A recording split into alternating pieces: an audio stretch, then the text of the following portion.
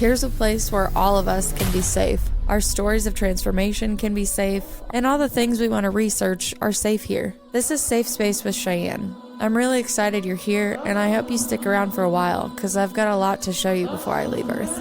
I love you guys. All right, well, welcome back into all my Safe Space friends. Today I have Patricia Cori with me. She's an internationally acclaimed author of a whole conscious line of books. She does have one novel, but she has so many other books. You have to check out her YouTube channel. I'll definitely link it below. The one today that's going to be on the docket is called Hacking the God Code, The Conspiracy to Steal the Human Soul. Today she's come on to talk to me not only about the book that she just published last October, but also her work over the last 25 years. I just got introduced to her work not too long ago, so I wish that I could go down a huge rabbit hole right before I even bring her on, but she's going to do it for us. She has a couple other books. There's The Cosmos of the Soul, Atlantis Rising, and No More Secrets, just to name a little bit of what she's got. She's got, I believe, 13 novels now out. Well, 13 books, I should say, in one novel. But she's come on today to share a little bit of her gift with us. So thank you so much for coming on, Patricia. It's a pleasure, Cheyenne. It's really good to meet you, too. Yes. Good energy all around. So starting off, you've been doing this for over 25 years, right? Well, way longer than that. Yes. But I started channeling books. It was about 25 years ago. Yeah. Before that, I was a healer. I had my own spirit center in Rome, Italy, where I lived for 30 years. It was called Lightworks. It was the first metaphysical or New Age center to appear in Rome in a heavily Catholic environment, and was very successful, actually. So, yeah, my whole life has been dedicated to this work, but it's been about 25 years since I brought in the first book called The Cosmos of Soul, and then it was almost like a book after book after book. And I'm still at it, as you know, 13 or 14 books. I've lost count. Yes. I think it's great that you've published so many books that you've lost count. I want to be like that one day, where I'm like, I don't know how many books I have out there. Go to my website.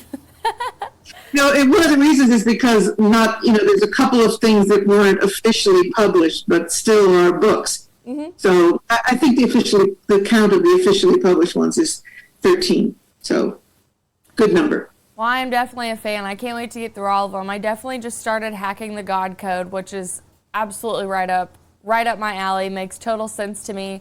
I haven't got around anybody that I'm able to discuss it with that maybe they're not on the same frequency of understanding how our DNA is kind of being not only educated against us, but used against us. So to find a book that really encapsulates all of that in the modern day stuff of what's going on, I'm very excited to get on. Is this also, would you consider this like a channeled book with the Syrian High Council? No, this is not a channeled book. This is me talking from my gut. Good. And, it's a different vibe. I mean, the Syrian material is very lovely. It's beautiful messages for humankind, lots of galactic prophetic information. But this one is just, I realize, okay, I have to talk about this. Yeah. And knowing that it was sort of risky to be talking about the New World Order, not that I haven't talked about it before, but things that are being put in place in our civilization and what we need to do about it. And I was going to do it anyway. So, boom, out came the book. Well, I love that you said that, because when I was reading over everything that was in the book and just basically every system that you were calling out, there are so many people that they actually do feel this way, whether they have any idea of what to actually do about taking their power back. But the fact that you're like, I'm just going to talk about this, and this is the shit that gets people killed, let's be honest, but I'm going to talk about it. This is the truth. Okay, we're going to do it. Because I was sitting there reading it, and I'm Cheyenne, I have to tell you that we're all doing our part. I mean, you with your program, me with what I'm doing. Lots of people are stepping into the power zone, and we need the light brigades to be fearless, because Yeah, they can take us out. They can't take everybody out, but they can certainly take the ones out with the loudest voices. And so my concern, I mean, it did take a minute of reflection, because as I was writing the book, every so often I'd go, Yeah. "Oh, ouch." Well, and even And the passion behind it too. You're like, people need to know. yeah, and it's always been my mission, and I have a very strong fan base who count on me to do that, to speak fearlessly, unedited, as far as I can get past the censors, because I do edit words and I use abbreviations where possible, but we're all doing that. But the bottom line is, this book is a punch in the gut to the powers that shouldn't be. And it's a, staring down the beast kind of energy, which is what I do very well. Yeah, when I was reading just the overview of it, like I remember the hair on my arms were like standing up, because I didn't even know that a novel like this existed, for one, especially with everything put together in one. Like usually I think some people have like sporadic subjects that they talk about, but I loved how everything was in one book. And I'm like, these are all things that I think about separately. Like I'm like, oh, that's made up. Yep, that's false. That's a facade. That's a trap. That's lowering our vibration. Like, that's jacking with our frequencies. That's shutting off our God source. Like all of these things put in place, and you just called it all out in one, and then were nice enough to put it in one book for us. So I much appreciated. I'm getting all tongue-tied over here, of the consolidation of information as well. Backing up to when you first started channeling, to you, what does channeling feel like for you? Because I also channel. I definitely don't channel novels. I usually do it in the work that I have with clients. But for you, what does it feel like for you when you're channeling?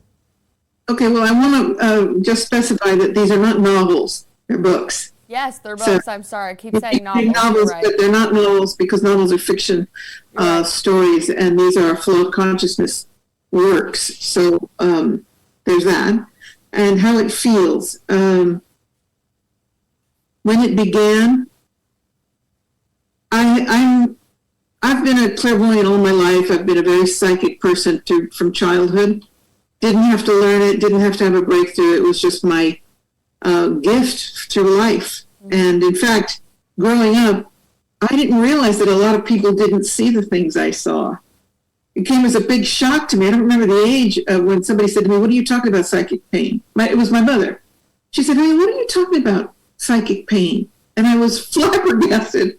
I was like, "What do you mean? What do I mean?" She said, "You keep using this term." I said, "I mean that when I see somebody in pain, the pain goes through my body." And she said, and I said, "Our bodies." And my mom said, "No, I don't feel that." I couldn't believe it, because it was part of my reality from childhood. So, but when I started channeling the book, so let me back up even further. As a child, I had contact from beings that identified themselves as the Little Blues. And they were little Tinkerbell type characters. They used to come and nest wherever I was out in the garden, because I spent a lot of time in nature, still do. And they would nest around me, and they would talk to me about the most galactic stuff, which back in the 50s, when I was a young child, nobody was talking this language. I mean, now if a kid is talking about galactic information, it wouldn't be so surprising, because of the so much information available. But then, there weren't even there were hardly any metaphysical books out. And so my mom said that she said, "You were a special kid." And I one day at 4 years old, I went into the kitchen. Anybody that's already seen me interviewed is going to go, "She's not going to talk about the kitchen again." But it's important. I ran into the house. My mom was cooking, and she said she had a pot of spaghetti sauce in her hand. And I said, "Mom, I think there's something you need to know." And she was busy, Italian mother. She said, "What's that, honey?" I said, "I'm not from this universe." And she told me later, she almost dropped the pan of sauce. And she said, where are you from? I said, "I'm from a parallel universe, but you're not ready to really understand that yet. So I'll get back to you." And out I went to count to my little blue people. So yeah, I had contact back then, and I knew later on that was the Syrians appearing to me in a way that I wouldn't be frightened, as a child wouldn't be frightened.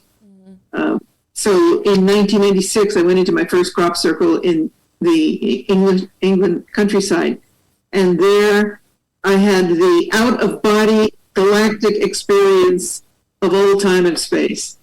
And when I was taken out of my body, I encountered this committee of conscious beings on another dimension, a sixth dimension. They identified themselves as the Syrian High Council, and they said, there's some things we want you to see. And I mean, you know, this had to be like LSD on steroids.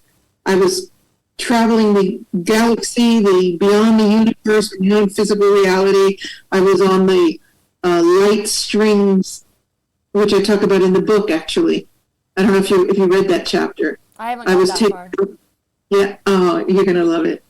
I was traveling on the DNA of the universe, and it was like a web, a string of geometric design. And every step I took, it vibrated the entire universe, if you can try to dig that.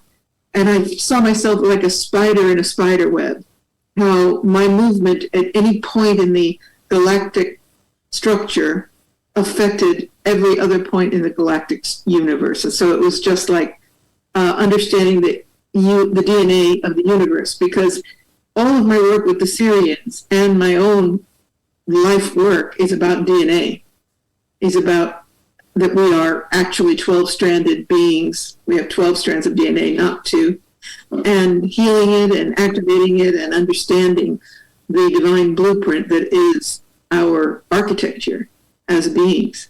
So that's when things really kicked in big time.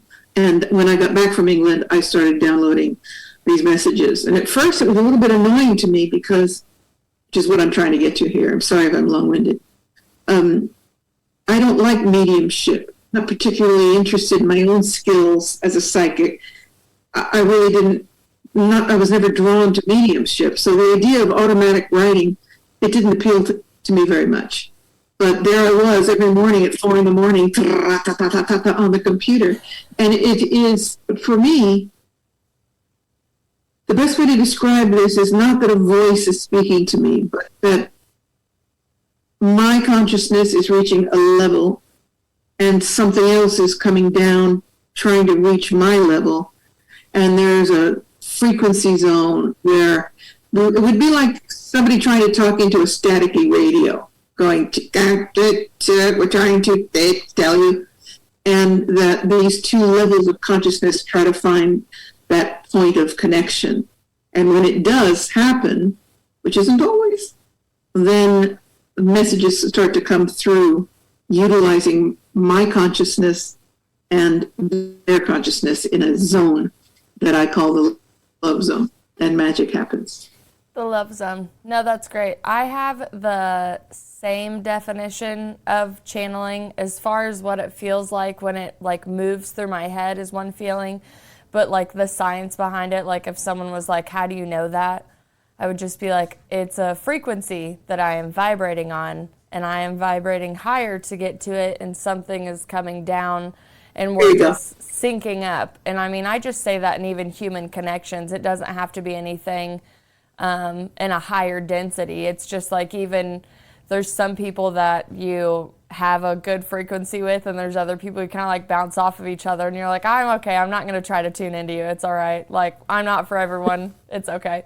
Oh, true. Yeah. There's just some people are just energetically repelling, you know? Yeah. Just, no thanks. Yeah. But when you're channeling higher beings, and of course there's also the issue of people that are not channeling higher beings, but they're channeling the lower astral. Yes. And there's a lot of confusion right now because a lot of people are declaring themselves channels. And so I try to assist people, especially when I've taught courses on channeling, what it means to protect yourself and create that dynamic space so that nothing but the highest energy and the highest intention can come in. That's a big part of my work, because those lower astral critters are very eager to come on in and stroke your ego and tell you what an amazing channel you are, and then they're in. So It's very Yeah. important for people to understand the And they'll dynamic also there. try to act like they're higher beings. So there's a lot of things that you can do to make sure you're calling in the right people, keeping, your channel open. For me, it's always auditing my crown chakra, even if it's just grabbing my pendulum and being like, what's going on up here? We're not allowed to see anything if this isn't open up here. Because I've had moments where this thing will just be like shooting right open. Like I'll be seeing a bunch of stuff, but my crown doesn't feel open. So if my crown's not open, I really won't. I'm like, nope, shut it down. Sorry. Crown's got to be open. Guides got to do their work. I'm not going to sit here and figure out if you're good or bad in my head right now. I have a lot of like the clairaudience in my right ear that usually comes through, and I still definitely, I feel like more of a beginner, but I still like humility wise, like feeling like a beginner so I can protect myself more and learn how to protect myself more, if that makes sense. Well, humility is the ultimate protection because this stuff comes in on the ego. So when I look at people's energy fields, people with gigantic egos always, always have a fissure in the energy field. And I'm going, oh, there you go. So that's how they get in. And they, these lower entities, they stroke the ego. The ego is the frequency of the ego is how they get in. And so they tell these people, they're amazing. They're the only good, the top, the best, the master, all this ego stroking. And I always start by declaring that I'm a humble student of the universe. And then I call in protection. I create a shield around me before I do anything resembling healing work, clairvoyant readings, meditation, anything. I first create sacred space around me. So that's a good thing. You and me both. I'm definitely not one of those people that's like, oh, I can't be infiltrated. I'm like, no, it's possible. Do your work. Do your work, please. So important. It really is. And I learned that early on because I used to do crystal healing back in in my healing center in Rome called Lightworks. And the first time I ever did a crystal healing professionally,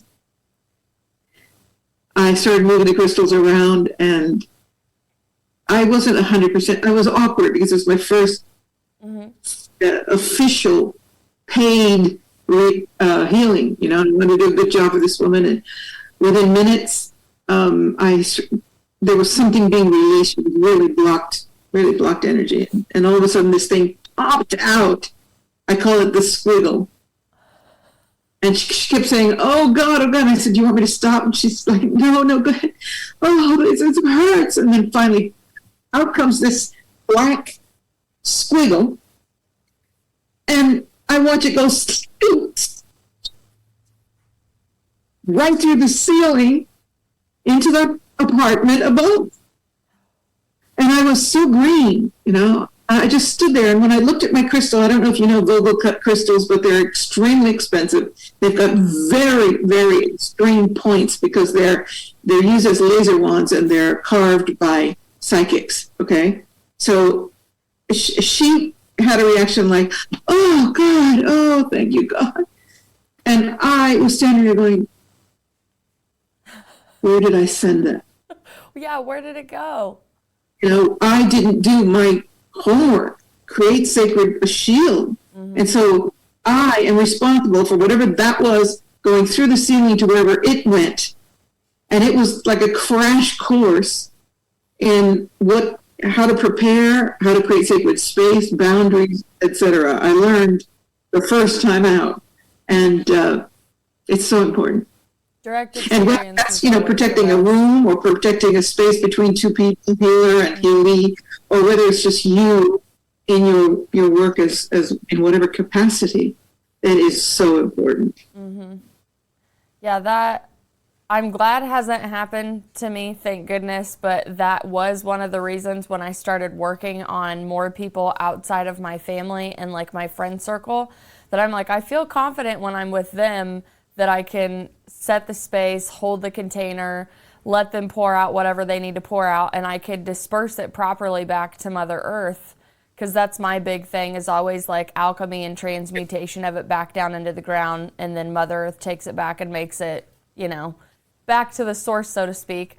But when I did realize when I switched over to working with people that maybe like they just met me from a friend, and this is the first time I'm actually getting in their energy, I'm like, okay, let's make sure I actually know how to ground this stuff, because I have no idea what I'm going to pull out of this person.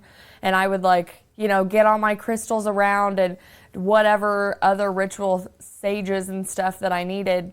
And I don't know, it's kind of like stage fright for the first time, and nothing black like that popped out for me, but I would feel the same way as you. I'm like, oh no, I'm such a greenhorn right now, and I'm just seeing it as this thing's floating through my ceiling. And another thing is that the tip of the crystal popped off. This crystal in 1994 cost me $800. Okay? I mean, they're Vogel crystals. They're very hard to get your hands on. They're very, very expensive, right? And so here I am with my new Vogel crystal. I'm all happy and just getting into it. And then, this thing comes out. And then I look down at the crystal and the top is gone. Oh my gosh. This thing popped the crystal off. You get it? I mean, I didn't drop it. It just, the frequency of that top off of this crystal. It had to be recut. Another $400 later. Right. So I was like, okay. So I now know about creating sacred space. I guess that's a tough way to learn, but there you go. There's a difference in definitely just like hearing it and embodying it. And I think that just goes like, I remember just starting a yoga practice when they're like, okay, touch your heart space, feel into your body, feel into this. And you're just like, I don't even know how to feel into my body. Like, this is so weird trying to get into this. And then when, it obviously becomes you and you embody it, you feel it, you sense it, it really does become a part of you. But for the beginners listening, which is why I really like anytime I have a channeler or anybody with open clair senses, I love for them to talk about how they experience it, because we really all do experience hooking into source completely different. The interpretations are probably my favorite part.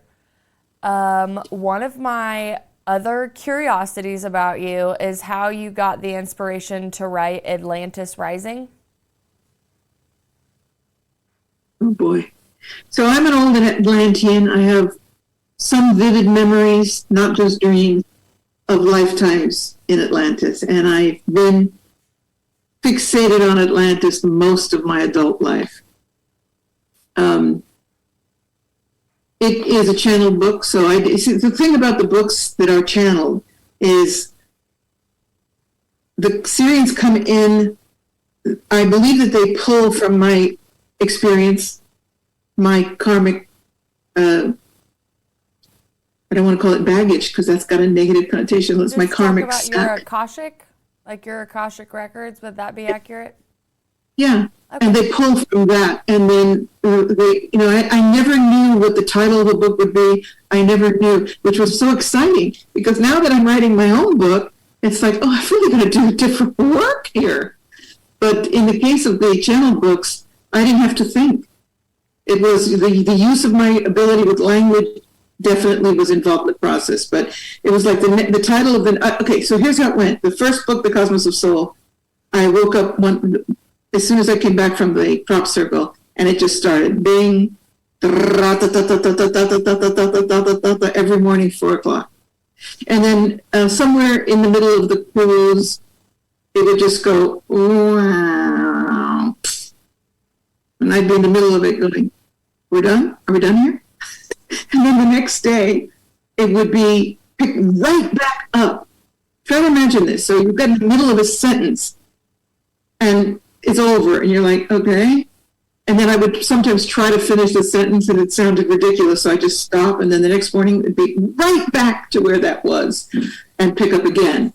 And so after that process of the Cosmos of Soul, I had a 24-hour period, or 48 hours, I don't remember, and then I wake up, 4:00, ding, goes the bell, and I hear the title of the next book is, I'm like, could I have a break here? I mean, the title of the next book is, and it was like, bam, Atlantis Rising, The Struggle of Darkness and Light. And off it went again. And so this was a very exciting process because I just turned out these books. And like I said, it pulled a lot from my experience, but it's coming from a higher source. So as far as how was I motivated, I was just in service, welcoming the energy, and having my own collection of information that I'd gleaned over the lifetimes, and some things that I'd gleaned from research. And you know what's really funny? That's not funny. What's destiny is, I'm now living in the Azores, and it is Atlantis. The people here, the elders here, know that the Azores Islands are mountaintops or peak twins from the continent of Atlantis. So I've returned to Atlantis in this lifetime. And I always say, from Atlantis I began this earth journey, and to Atlantis I have returned to complete it, because I'm convinced, maybe it's wishful thinking, that I'm done with earth incarnations in this lifetime.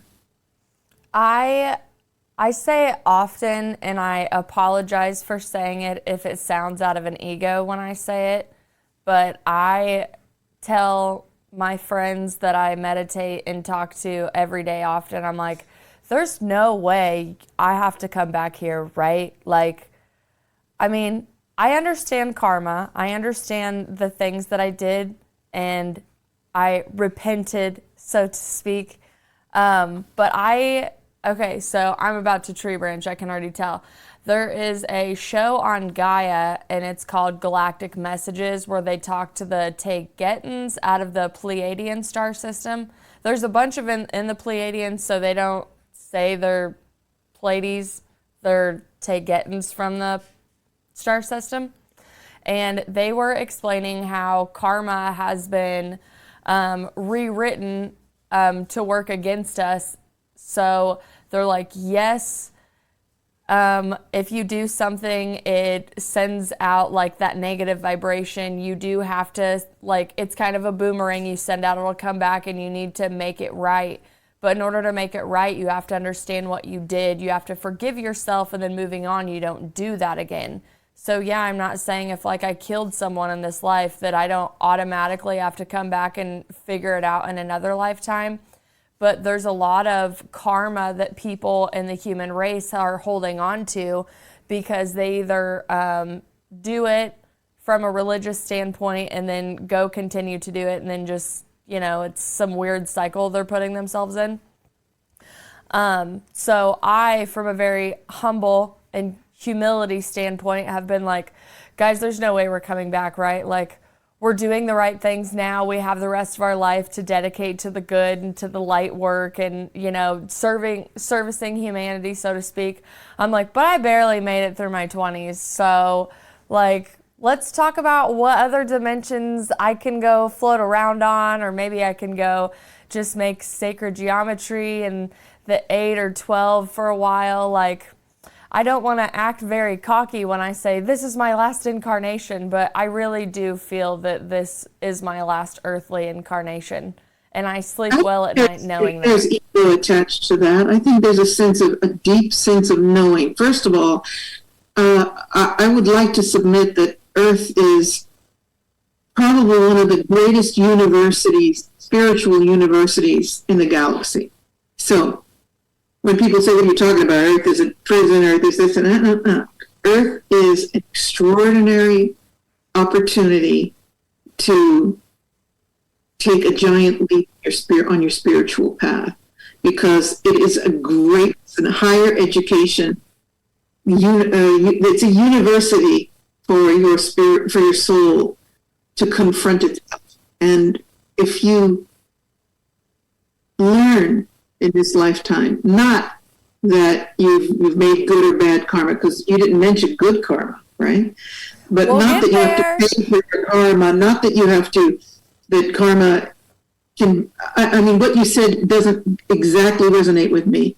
I believe that the idea of karma is this beautiful measure from which you can direct yourself to what you perceive as good or bad or right or wrong or ethical and moral, by not thinking if I do this, I'm going to create bad karma, but just recognizing that you are in the end the master of your destiny, even if you perceive of a higher being, which of course I do, beyond your own being, because you are a creature you are a creature, let's say, of God. I like to refer to God as prime creator. Still, you have a framework where you are, like people say, well, let's just hope the universe handles it. And I always say, well, let's give the universe some help, because we are free will individuals still, and we came here to exercise that capacity to choose between the poles, the polar realities of good, bad, light, dark, etc. So if you're just going to sit back and say, well, I'll wait for the universe to handle it, you're in passive mode, and I don't understand what you're doing here, right? So when I say I'm done with this reality, I'd like to think I'm done with this reality. It's not an ego, and I don't think yours is either. It's just I really believe I've got this lesson, which is I don't blame any outer thing for what is happening inside of me, in my world. I take responsibility for everything that is around me, that's happening in my perception of life, my creation of the world, my inner world, my immediate world. And I don't take responsibility for the evil that's out there, but I do take responsibility for how I interact with it, how I stare it down, how I stand in my power and my light. And for me, that is a huge win in the University of Hard Knocks. And then the other thing is recognizing that you are an immortal being. This is my biggest thing. Recognizing that you go around and around as long as you need to. And I do tend to agree with the Buddhist path, which is, you go around, you reincarnate with people that are important, the souls that are teaching you, and sometimes that's a hard lesson. Sometimes I'd love to reincarnate with my mother. Oh my God, right? But that at a certain point, you're ready to leap off the wheel. And the basic reason, the ultimate reason, is because you finally understand that you're just passing through this tube, this little, I call it the tube of life.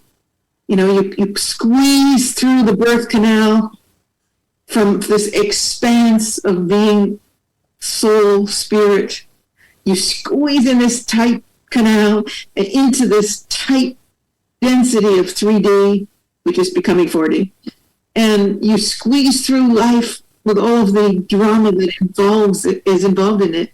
And if you're lucky, or if you're more than lucky, if you're successful, you recognize along the way that, wait a minute, I'm just going to go back out of this thing and back to light, back to spirit. This little tube really doesn't matter that much.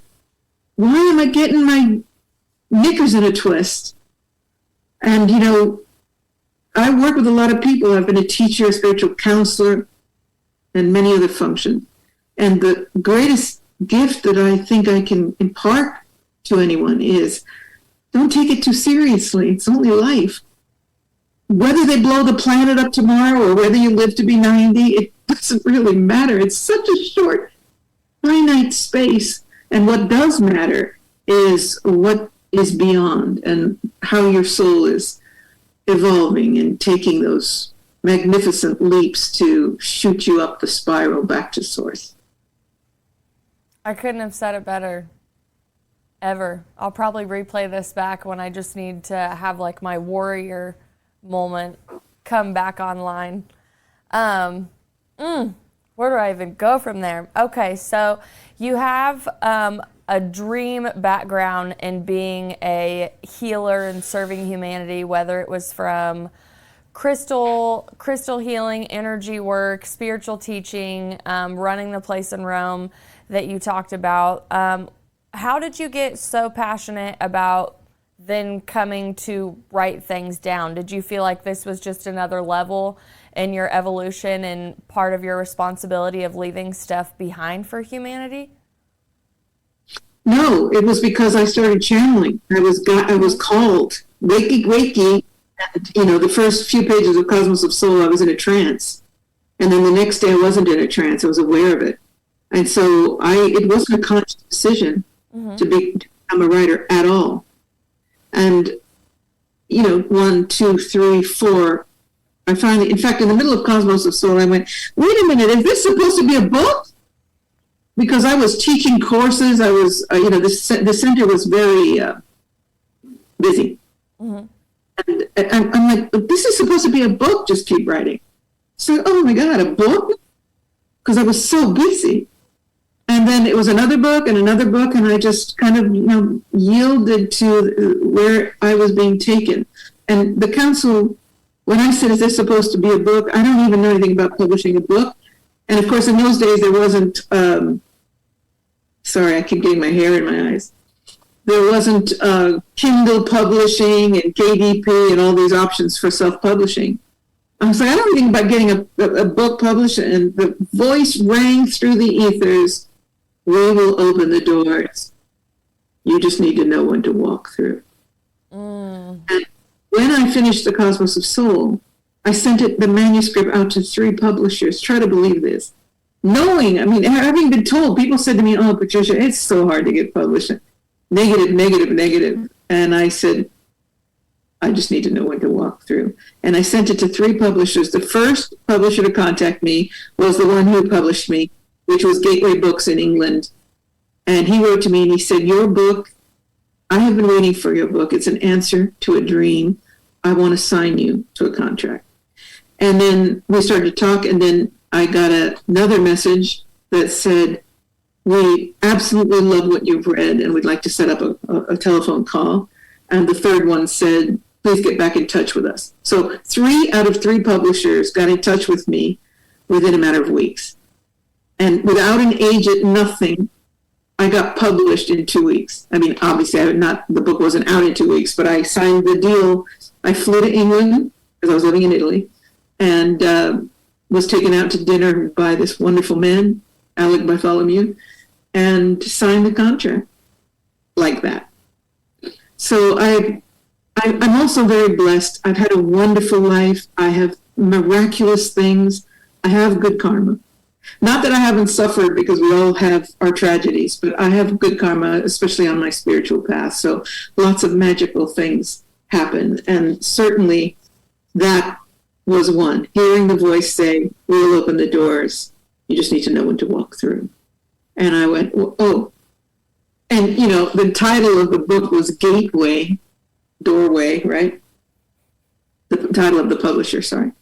So that's how I got into it. And it was a natural progression for me teaching spiritual things and workshops and whatever. But it soon overtook me to the point that I had to close the center. It was just, I had too much work. So that's my history. And here I am, 23, 4 years later, still writing, still producing material. Yes, and then now you've actually reached down to the pit of your gut and given us this gem. So before you started writing this, obviously you are supremely passionate about letting people know what's really going on. But since you, the bulk of your work was channeled, what was the feeling of writing different when it was coming from your own consciousness? Oh boy, that's a great question. For starters, I had to identify what I thought was the most important thing to share at this time. And then I had to overcome any sense of doubt or fear that speaking from my guts would put me in danger, because it's a very real concern. And then when I realized it would put me in danger, I had to say, do it anyway. And so then when I got through that process, I just started to I started with a conversation about standing in your truth no matter what, the importance of the light forces on the planet uniting at last, really, really uniting, and knowing that we are in Armageddon. We are absolutely in a spiritual war now, and there's no more time. There's really no time for hanging out, talking about, unicorns and angels. We've got to get into the grit if we're going to change things. So there's a lot of people who don't want to do that. They want to just stay in fairyland. And I don't mean to be offensive to anyone, but I don't think that's energy is particularly effective. It's lovely, and it's very good for one's self to stay in that place where I don't want to think of anything else except, love and light. But the reality is there's a war on this planet. It's getting tougher and stronger, and the dark side is going for broke. So we need more light workers to go for broke back and get out of that. Perhaps, I'm not telling anybody how to live their life, but perhaps redirect some of that love and light energy to love and light and power and strength and clarity. You see how I raise my voice when I do that? Mm-hmm. And so that was how I started out the book. It's just like, it's time to recognize this is Armageddon. What are we going to do about it? What are we going to do about it? And what am I going to do about it? So here is in fact, I think you may recall, at the end of the introduction, I said, this is my personal declaration of independence. And I was talking about being free of political correctness, being free of anybody's concern of being offended by anything I was saying, because we're so self-monitoring for fear of offending someone. And that has been placed in our society deliberately to shut us up. If you really look at it, these guys are geniuses, these evil dudes, right? The architecture of the political correctness is brilliant. It's evil genius, so that we will shut ourselves up. Nobody has to shut us up. They don't have to censor us much, because everyone knows if they go here, oh, that's going to offend this one, that's going to offend this one, somebody's going to attack me. And so my message is, say it anyway.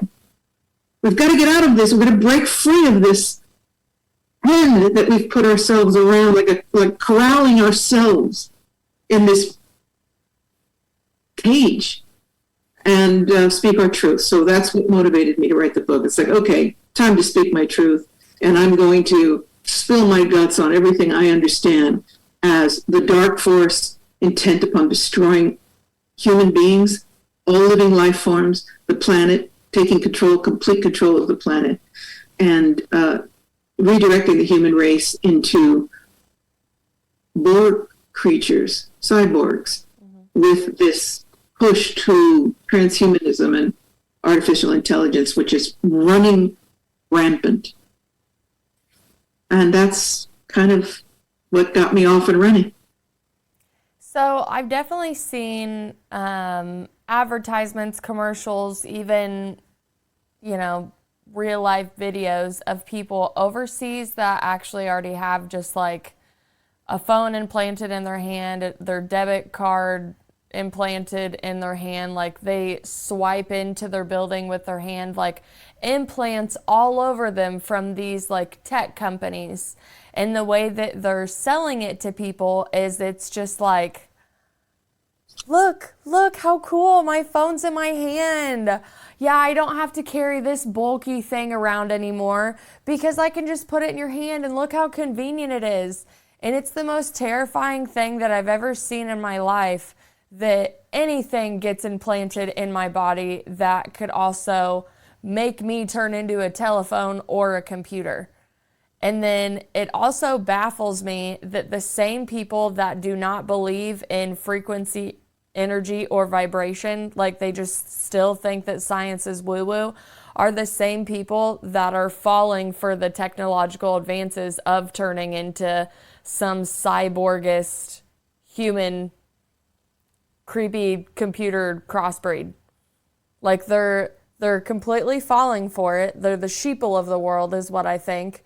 Completely falling for it. And then they're going to all of their other friends and being like, look, like let's peer pressure everybody. Because you're right, the people that shouldn't be in power bringing all of this negativity down, they're really smart, especially like you're talking about political correctness. I'm talking about introducing words into the water pool that even infect our conversations to the point Absolutely. where you go, oh my gosh, didn't you know that they 2 weeks ago were not allowed to use that word anymore? They rebranded that word. If you don't Yeah. use this rebranded word, you're ignorant. You don't want to be ignorant. You better talk like all of us. What they want to do is remove our humanity. So when you hear that you're no longer supposed to use the word mother, you're supposed to use birthing parent. This is, and of course, then there's the whole question of the gender Yeah, of course. effery, mind effery. But what they want to do is remove our humanity and remove our sense of being human. So mother, which evokes, for most people who have had a decent mother, it invokes such a sense of belonging, a sense of contact, communication, love, trust, especially for me. I had an extraordinary mother. And birthing parent evokes nothing except that would be computer language.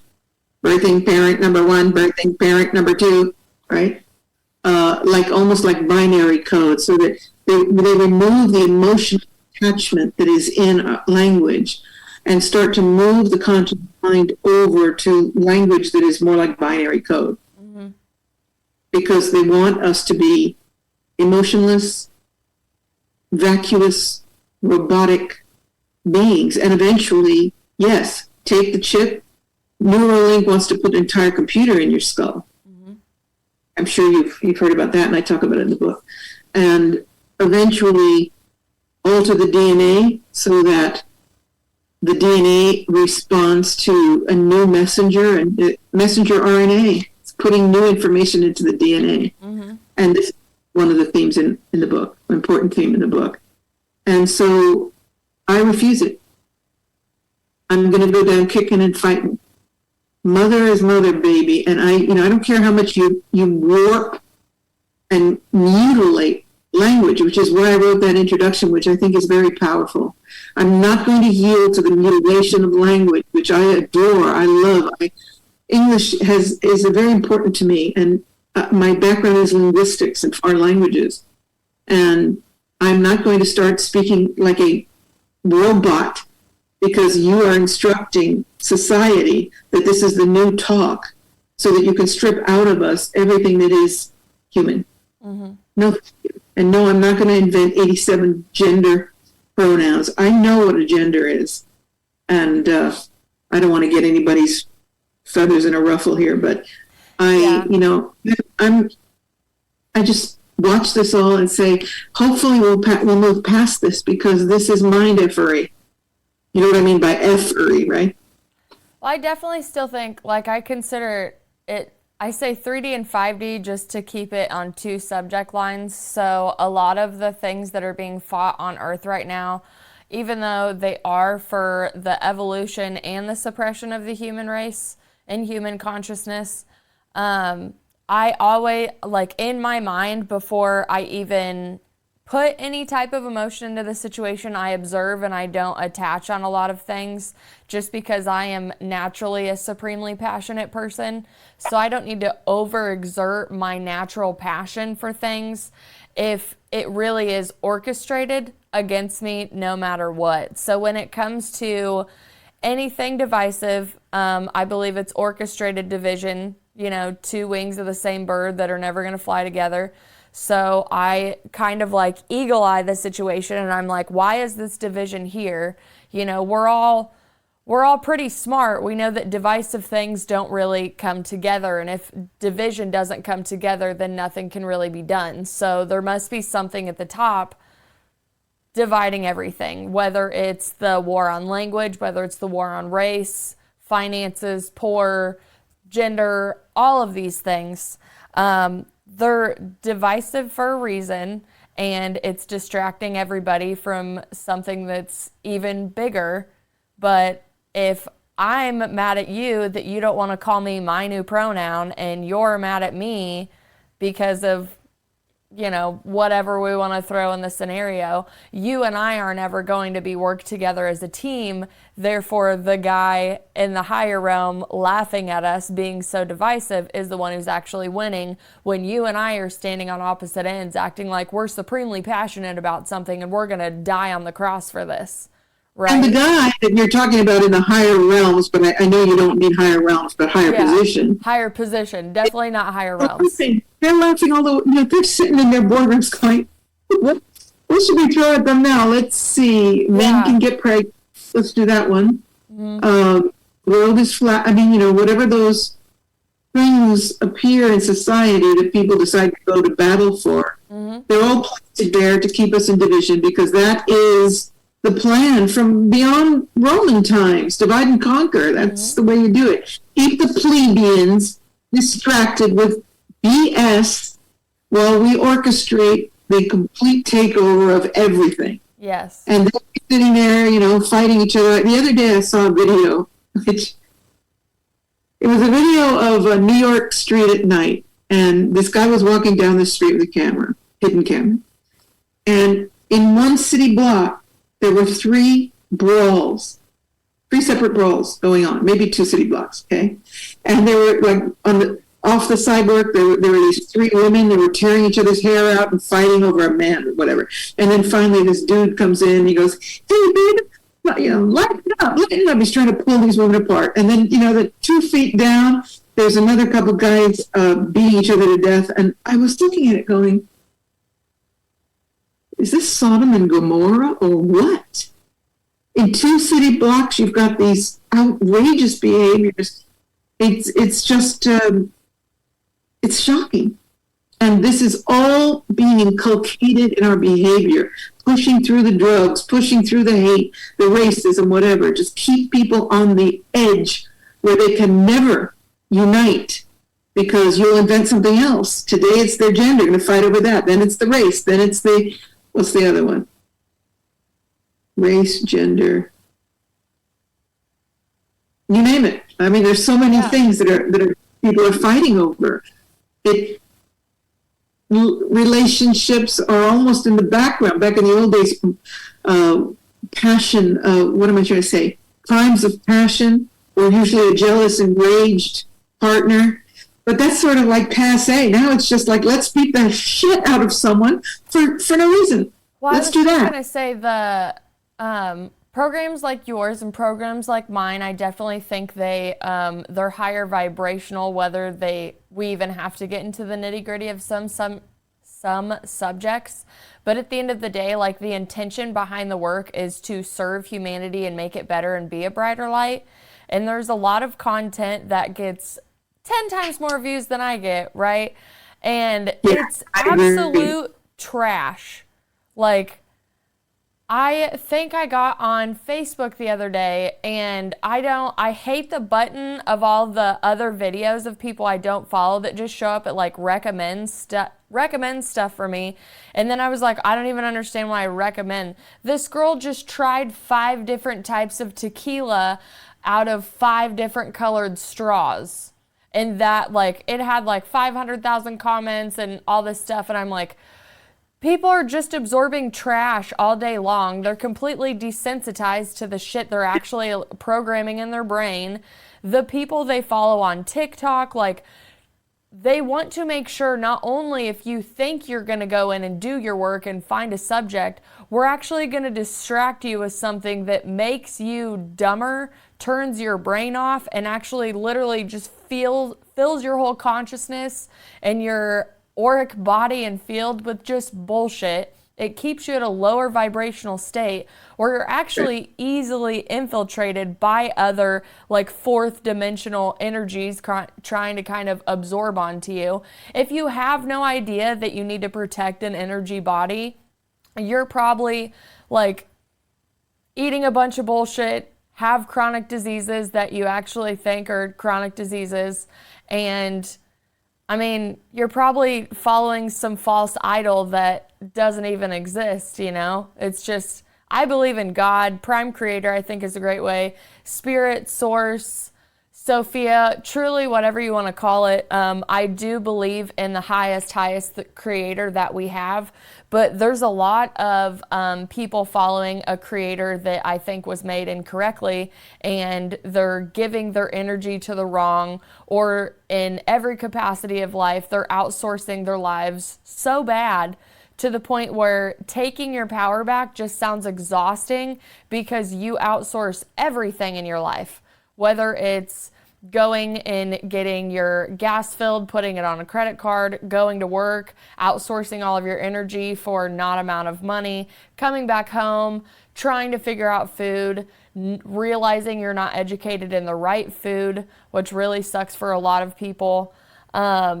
There's so many things that over time they really have been taken away from us, and they've been sold to us like it's a modern day convenience, and we're so lucky to have these. And now if you look at everything now, even with like DoorDash coming into play, Instacart, we're like, hey, stay at home and just make somebody else go buy all your shit for you. We'll just drop it off on your porch. And the thing that scares me most about that is the lack of human connection, even though everybody wants human connection. And I feel like the less you get around humans and the more we get behind these screens, the less our compassion goes down, which is, I mean, where our heart truly lies. The most powerful thing on this universe is a human heart, and the way that how palpable its energy is. And when you can lead with a heart of compassion, miracles actually do happen. I mean, good karma is one thing, but leading with gratitude and compassion are two of the biggest superpowers I've ever come in contact with in my life. But I've noticed through a lot of this new conditioning, and again, this upheaval in technology and separation of humans, that a lot of people are losing their compassion. Whether it's even me just going into a store, people not even making eye contact like they used to years ago, or being as open with strangers or as trusting. Like there's a turn of good that I can see, but I can also see the damage that's finally been done that even I, about 4 years ago, was still unconscious to. So with you doing your work as long as you have, and obviously being on earth longer than I have, was there a point where you were just waking up more to the suffering, like you could see it more and more the higher you went into your gifts and into a frequency that you were able to maintain? I have to reflect on that question. It's okay, it's kind of a big one. First, before I try to answer that question, and say that yes, on the other hand, I'm seeing more citizens starting to intervene in violent moments. It's turning. It's obviously the violence and the negative energy on the streets and in restaurants, whatever, is accelerating. But more people are starting to intervene rather than turning the other eye. I just saw a video where this guy went into a restaurant, demanded that he gets free food, and when the owner said, no, you need to leave, he throws him, knocks him out, and starts turns tables over in the restaurant, and a few of the people seated in their seats got up and pinned this guy against the wall until the police came. And the police said, we're happy to see people intervene, we just don't really get hurt. And I'm like, no, let's not tell people they shouldn't intervene. It's time for humanity to stand up for each other. First of all. So I just wanted to throw that in because, that's the upside of the negative side. As for the suffering, it's a fine gray line where you can operate as a healer, spiritual guide, teacher, etc., and observe and assist without getting dragged into despair. I'm an extremely empathic person, like I was telling you about at the beginning with the psychic pain. So if I see somebody in pain, I feel it in my body. If I see somebody put a needle in their arm, I feel a needle going into my arm. It's a terrible gift. I always say to people, be careful what you ask for, because it's painful. And some people have said to me, can't you just turn it off? I go, no, I can't, because if I'm serving as a healer, I need to know where that pain is. So in the days when I was doing psychic crystal healing, just by scanning somebody, I would know where, where the pain was, or, like somebody had chronic pain in his shoulder, but I never wanted anyone to tell me, because I was doing this work psychically. So I'd feel the ice in the arm, and then I'd get a psychic vision of a sword going in another lifetime. So I needed that skill because it served me in a big way as a psychic healer. But there's a point where, especially with children, especially with animals, I can almost not take it anymore, the suffering. So I have to, many times in my life, step back. Like I volunteered at an animal shelter. I just couldn't do it. I was in a state of despair all the time. And these little animals, up against the wall, not even wanting to look at humans. I just couldn't bear the pain, the emotional duress of it. And, I couldn't take all these animals home with me. And so, there's just so much pain on this planet. And it really is, if you're serving as a healer or whatever category of work you do for spirit, you have to make a contract with yourself, what you're able to do and how much you're able to involve yourself without getting pulled into the despair. And it is a constant tightrope, constant. And so right now, for example, I think you'll agree, of course, you are much younger than I am, but as you go through your life, your spiritual life, you go through many phases. And right now, I'm in a phase of warrior. I am tired of the human race being abused. And I've got my sword is up, and I'm in my power. And it's a different energy than before, which was much more receptive, much more of being an intermediary between source and, let's say, a client that I was assisting. Now I'm in the front line, and it's a real commitment. And it requires having armor on and being fully empowered. Very, very empowered, yeah, especially to not give into any form of fear frequency. That I know that's definitely just a part of the process you have to go through. You just have to dig into that warrior more. And I love that you bring that up. I have characters that I refer to myself as, just because I sway in and out of so many ones, but there are two that really stuck with me that definitely, they're like my warriors and my protectors. And one is Medusa, and just understanding that if I were in Medusa's shoes and had happened what happened to me, I would want to tell the truth, and I would want someone to tell the truth for me before I got out of this cave. So I have my Medusa mindset where I'm like, I'm going to tell the truth, and my truth is uncomfortable for others, and I don't give a shit because I'm tired of keeping my mouth shut for other people because of their feelings. I'm so fucking over it. It's ridiculous. And then I have another where, when you think of like serving humanity and, hey, humans, knock your egotistical shit off, just create good karma. We need karma to continue everything. But the Kali in me raged one day during a healing session I had. And I said, I still really struggle with keeping everything in line all the time, because I feel like I just have a pit of lava in my root chakra. I'm just so pissed at everything that's going on right now. And it's not like I operated from that, but I felt that that was a deterrent in me doing the work that I wanted to do.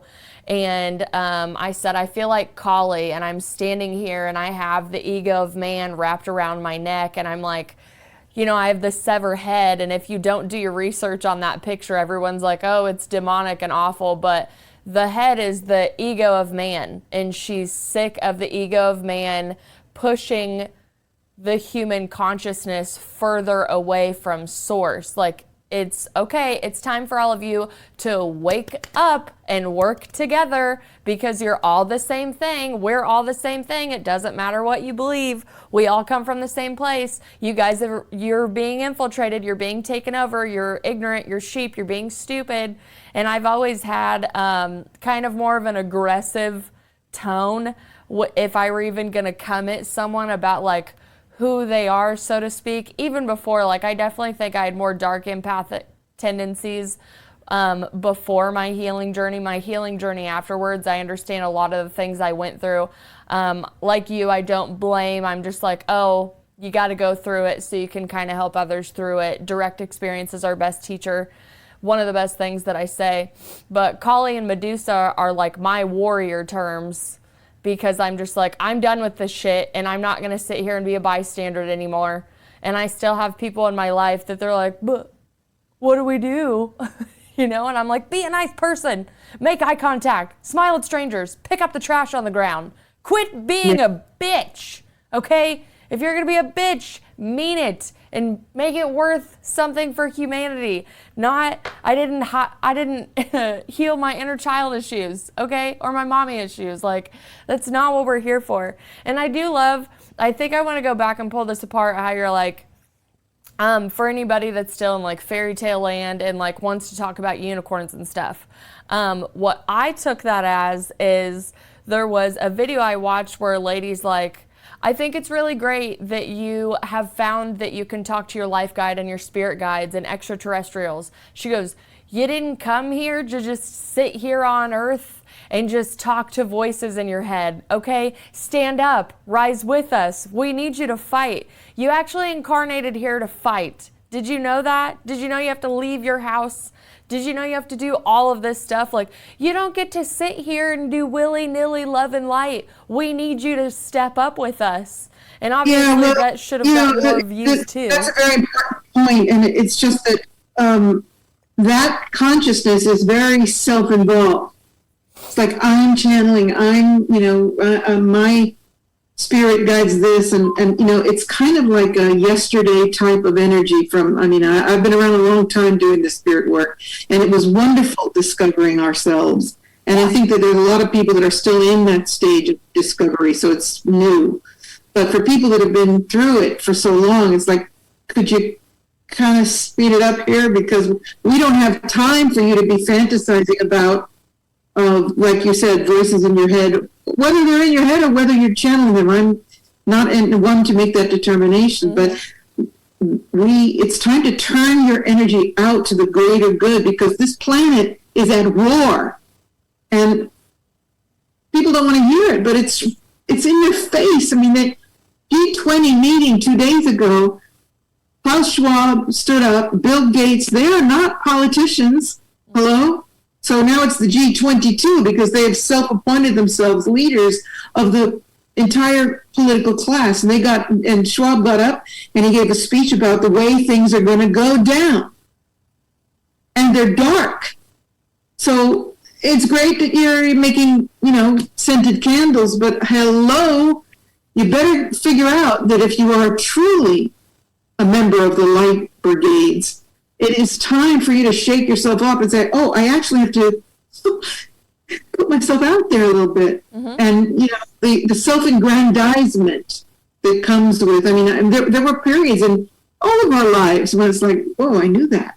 I knew that was going to happen. Ooh, the phone. Discovering your gifts is cool. Mm-hmm. And talking about them is fun. But it's time to get moved beyond the toys, the tarot, and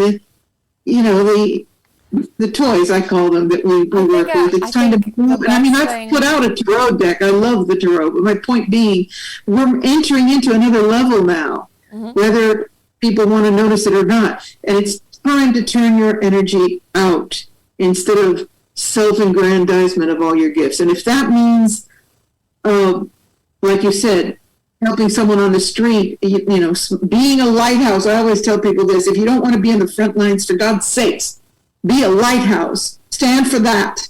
Mm-hmm. Shine. When you enter the room, you want people to go, whoa. And it also feels like it's time to move beyond, my boyfriend, I'm not loved. The emphasis 20 years ago was how do I find my soulmate? How do I improve my love life? It's like we've moved into a time now where people are recognizing that this is an existential crisis on the entire planet. And that these desires are bigger, the need of the individual, the need to be loved, to find your soulmate or whatever, is now the need to save the planet, to assist humanity.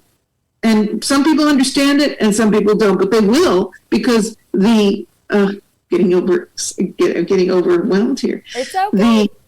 The information that we're getting about starvation and the destruction of the food supply, it's methodical and it's every day. It's worse. They're turning the screws. Now there's going to be the strike on the trains. They keep blowing up the food supplies. The money's crashing, and people are still talking about meeting their soulmate. Maybe it's time you started to look at the outer world, the reality, which is why I wrote that book. You asked me why. Look at the demon. Look at the devil. You can stare it in the face. And when you do that, which is what I do in the book and what I do in my life, when you stare the demon in the face, it shrinks because it feeds on your fear. So when you look at it, it's okay. And I think I said in the book, show me what you got. In fact, I did, because somebody said to me, Patricia, isn't that just, poking the bear a little bit? Damn straight. Let me poke that bear. This boogeyman. Come on, let's see what you got. Because the only way that we're going to disarm it is to look at it in the face and let it understand, this dark force, that we are not afraid. We are not going to give it our loot. It is not going to suck my adrenal energy out of my being. It cannot enter this space, because I, Patricia Cori, am a sovereign being. Period. I say that and I get goosebumps from my feet to my crown. Yeah, no, you gave me goosebumps over here, and I love it. I mean, I definitely feel how in your power you are. I love how, you have a very docile tone about you, and then really when that warrior kicks in, she's here. And yeah, I love it. I can't wait to get further into the book. I wish that I could have finished it all in the week that I had, but that certainly wasn't on my list. It's a big book. 370 pages. It is, and I mean, luckily it's my language, so it's not like it's hard to digest where I have to put it down and, really like integrate it. I've had a few books where I'm like, man, I can't wait to pick this back up in a few years and understand it a little better. But no, yours is right on key with all the things that I feel and know about DNA transfer, and how, our secrets are locked in there. And it's been used against us, There's a study that I found, can't quote it right now, but it was talking about how important it is for you to figure out what foods your DNA can work with, because certain foods can turn on ancestral links, good or bad, in your DNA. Or it can turn on chronic diseases, good or bad, in your DNA based on food. So when you talk about not only the food supply being messed with as far as getting to us, but what's in it before it even gets to us, talk about crimes of humanity. We could sit here all day and talk about that. But your book does a really, really good wrap up of what I believe we are all truly fighting against. I think there's too many people out there just going, oh, when's World War III going to happen? Because, that's when the nuclear bombs are going to come in and then we're all screwed. And I'm like, dude, World War III has been here. It's spiritual warfare. It's the war on fear. Are you scared right now when you walk outside your house? Like, are you scared that you might not be able to afford your groceries or your mortgage or your car payment?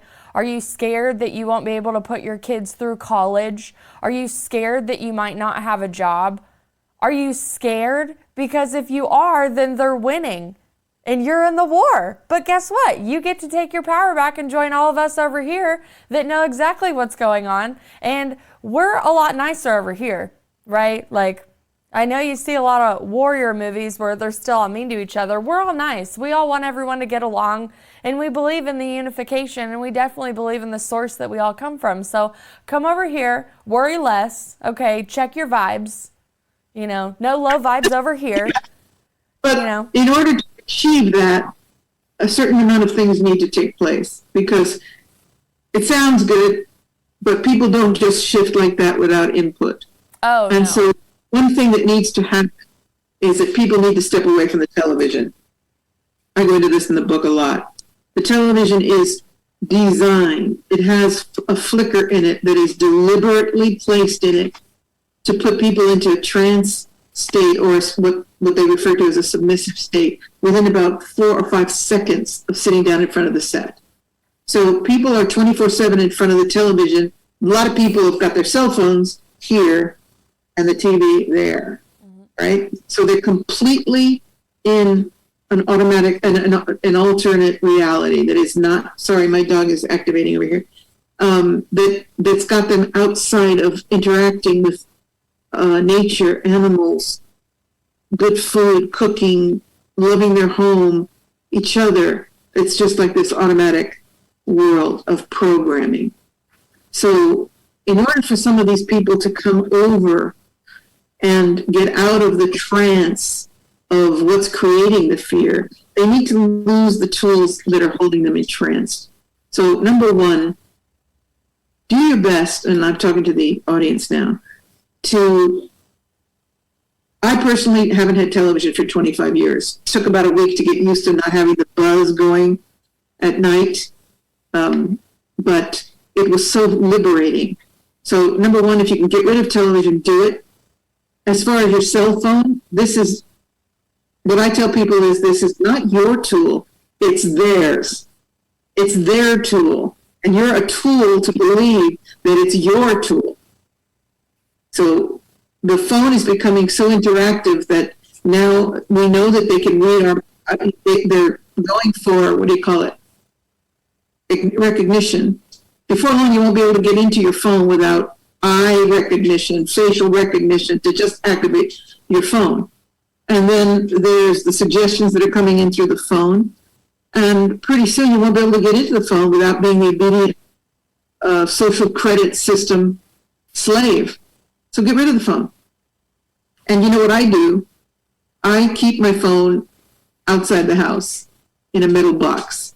I don't want the energy of it. I don't want the poison of it. I don't want the sound of it. And I have no addiction to it. It's really awesome. The only time I use it is when I need to transact something that requires me getting a code, or when I'm in the car because, I figure if something happens, I've got a way to get help. But other than that, I live without this freaking phone because I grew up without the phone, and I don't like it. I do not like seeing people walk down the street with a phone in front of their face and walk right into me because they're unconscious.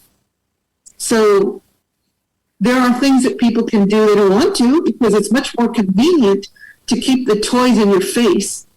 But if you want to become conscious and you want to become independent, if you can't get rid of them completely, you need to say to yourself, well, here's a way to test if I'm addicted. Let's just not have it. See how long I can cope without having my cell phone in my face. And sometimes people go, wow, I can't stand being around without my phone for 5 minutes. Well, then you're addicted and you need to do something about it.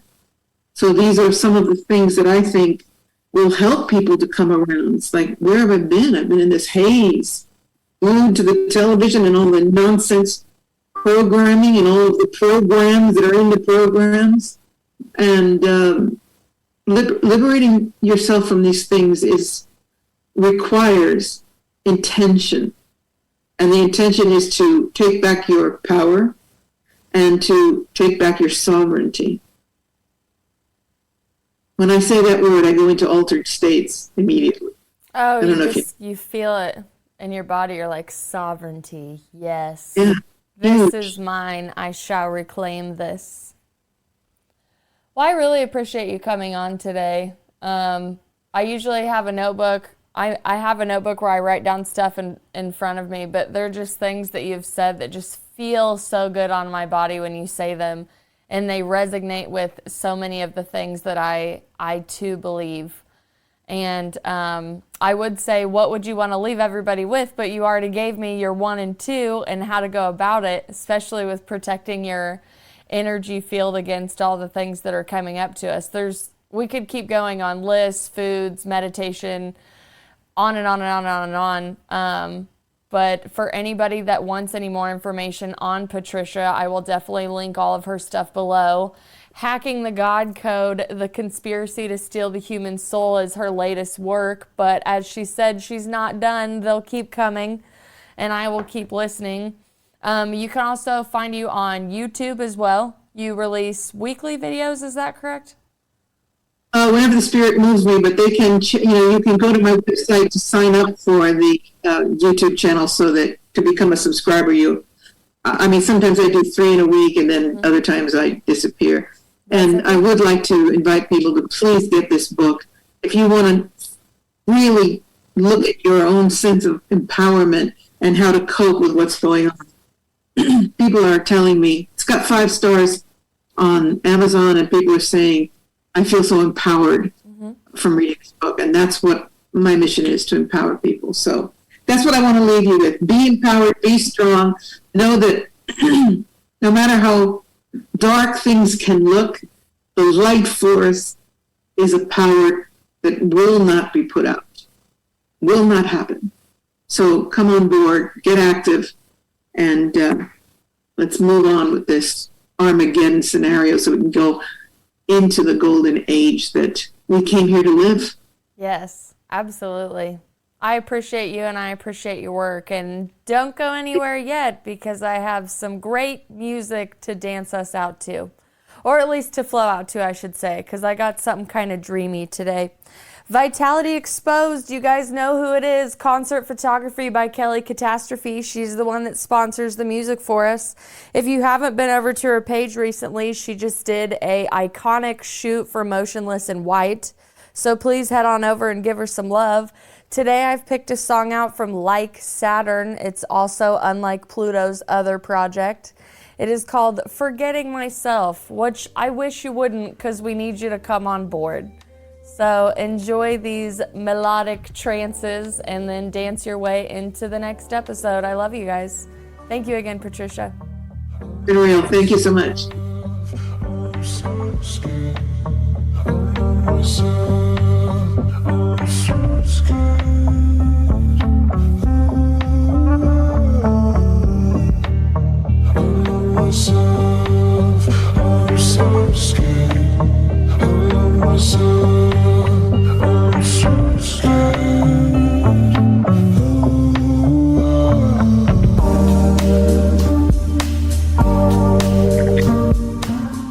This is the Hoosier Media Network, your home for podcasting.